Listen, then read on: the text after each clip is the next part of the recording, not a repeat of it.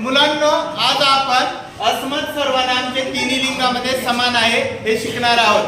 अर्थात पुल्लिंग, स्त्रीलिंग आणि नपुंसकलिंग यासाठी समान आहे.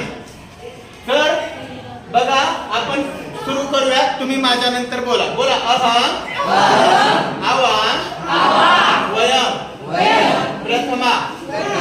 अहम म्हणजे मी, आवाम म्हणजे आम्ही दोघे, आणि वयम म्हणजे आम्ही सर्व.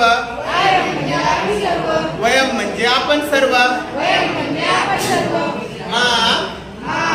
आवाम, अस्मात्, द्वितीया, मया, अवाभ्याम, अस्माभिः, तृतीया, मह्यम्, अवाभ्याम, अस्मभ्याम, चतुर्थी, मत्, अवाभ्याम, अस्मत्, पंचमी, मम, आवयो, अस्माकं, षष्ठी, मयि, आवयो, अस्मासु, सप्तमी.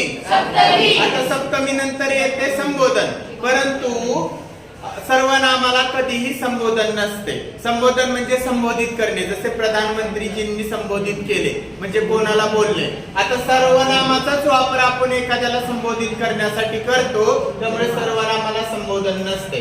ठीक आहे, बोला. अहम म्हणजे मी, आवाम म्हणजे आम्ही दोघे, आणि वयम म्हणजे आम्ही सर्व. वयम म्हणजे आपण सर्व. अर्थात बघा, ज्यावेळेस 3 किंवा 3 पेक्षा जास्त असतात त्यावेळेस आपण काय म्हणतो, आपण सर्व म्हणजेच बहुवचन असतं. एक असेल तर एक वचनम, एक असेल तर दोन असतील तर दोन असतील तर, आणि 3 किंवा 3 पेक्षा जास्त असतील तर. अहम म्हणजे, अहम म्हणजे, आवाम म्हणजे, आणि वयम म्हणजे, अहम म्हणजे, आवाम म्हणजे, आणि वयम म्हणजे. तर मुलांनो, मला सांगा की अस्मद या सर्वनामाला संबोधन विभक्ती का नाही? कारण सर्वनामाला संबोधन विभक्ती नसते. रुद्र, मला सांग, सर्वनामाला संबोधन विभक्ती का नसते? कारण सर्वनामाला संबोधित करण्यासाठी असते. कारण सर्वनाम हे संबोधित करण्यासाठी असते.